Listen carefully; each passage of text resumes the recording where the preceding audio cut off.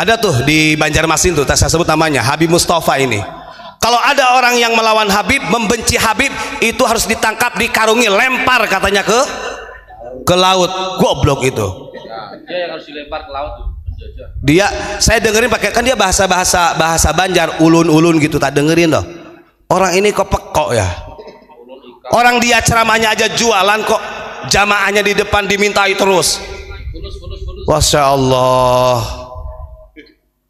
Yang seperti inilah yang patut dikatakan jahanam, karena sesuai dengan hadis mereka merasa tidak berdosa kepada Rasulullah, padahal selama ini mereka melakukan kebohongan yang sangat luar biasa mengatasnamakan nama baginda Rasulullah Shallallahu Alaihi Wasallam. Na'udzubillahi min zalik. Dengerin ya para habaib dari klan Ba'alawi, kita nggak benci dengan anda. Tapi kalau agama itu hanya bersandar dengan nasab, gak mungkin Abu Jahal Abu Lahab ini masuk neraka. Kan begitu, orang logikanya dipakai dong. Karena Abu Jahal Abu Lahab ini nasabnya bagus nasabnya. Wong beliau pamannya Rasulullah kok. Ya, kalau orang i'timad dengan nasab, segala sesuatu adalah nasab yang terbaik. Karena para habaib punya nasab yang bagus, walaupun mabuk-mabukan, walaupun nyolong, gak apa-apa, gak usah ditangkap, kasih beras, begitu kan? Andai kata ini dijadikan pedoman, seakan-akan nasab menjadi pedomannya di dalam agama, ya sudah dong, Abu Jahal Abu Lahab kelar dong, karena beliau punya nasab yang bagus. Artinya agama itu tidak mengajarkan fundamental yang menjadi had dalam syariat itu adalah nasab. Tetap inna akramakum indallahi atqakum. Kenapa Abu Jahal Abu Lahab masuk ke neraka? Walaupun dia punya gen yang bagus, walaupun beliau adalah pamannya Kanjeng Nabi, karena di dalam dirinya tidak ada keimanan dan ketakwaan. Itu artinya kalau mau disebut Abu Jahal Abu Lahab ya gak apa-apa Gus, karena dia terus mengaku-ngaku cucu Nabi terus kok, dawir terus, jahanam. Nah ini angel lah kan ini mah. Ngakunya cucu Nabi, nun mati ketemu bak kagak tahu. Aduh ya. Masya Dawaro yudawiru dauron, nasrib dawaro yudawiru dauron, gimana? Nah ini bahkan ya, Masya Allah, saya baca ini ngapunten ini siapa tuh, Ketua Rabito Alawiyah, ditanya sama jamaah, Bib saya mau tanya makruh itu bagaimana hukumnya, gimana jawabannya? Itu ada di videonya. Saya sampai ketawa-ketawa sendiri sama Pak Mujib itu, double kata Pak Mujib itu. Jadi begini katanya, sambil duduk santai sambil memandang ke atas, itu ciri khas mereka.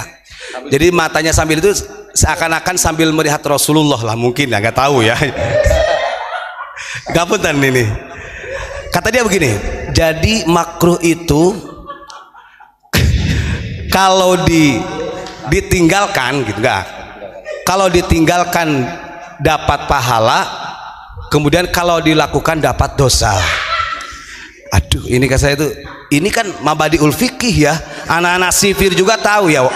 Tapi saya sadar diri, saya menyadari, karena bagaimanapun juga Ketua Rabito Alawiyah itu juga manusia, al insanu mahalul khata wanisyan, ada lupanya gitu. Tempatnya salah. Dijawabnya begitu. Jadi makruh itu kalau ditinggalkan dapat pahala, kalau dilakukan dapat dosa. Masya Allah, kita maklumi ya, kita maklumi karena walaupun dia tetap mengaku dzurriyyah Rasul juga manusia biasa. Al insanu minal khoto'i wan nisyan gitu, mahalul khoto' wan nisyan. Manusia ini tempatnya lupa dan salah, kan begitu. Salah terus ya. Ada lagi yang lucu lagi nih, si Ali Jindan ini tak gampang ya. Ali Jindan mengatakan begini, dia gini, gak ada wali yang hebat menandingi Faqih Muqaddam. Loh, bagaimana Habib?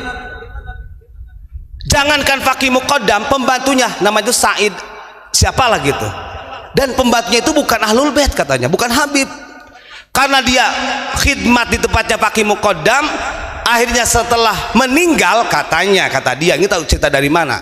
Si pembantunya Pak setelah meninggal itu sudah ratusan tahun ada salah satu Ahlul Bait yang datang ke kuburan si pembantunya Pak. Karena pembantunya ini cinta kepada Ahlul Bait, kepada para habaib, dia mengatakan para habaib. Begitu datang Habib ke makbarohnya, ke kuburannya, katanya kuburannya terbelah menjadi dua Pak.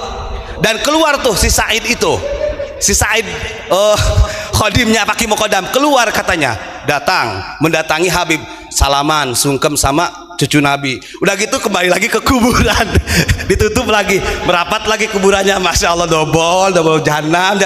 Ini cerita lucu Pak. Ustadz Ubat keluarnya dari makom itu langsung ngomong ayak naon sih ya.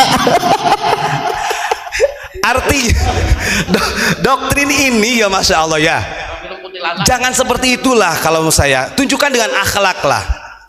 Artinya untuk menjunjung tinggi Faqih Muqaddam supaya melebihi daripada Tuas Abdul Qadir Jailani sampai mengarang cerita pembantunya Faqih Muqaddam karena cinta kepada para habaib, seratusan tahun sudah dikubur, kuburannya bisa terbuka karena ada Habib yang Zaro, keluar uruk salam suntangan dengan Habib. Setelah itu turun lagi ke kuburan.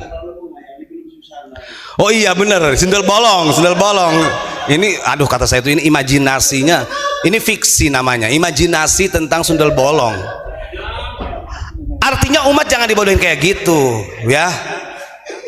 Aduh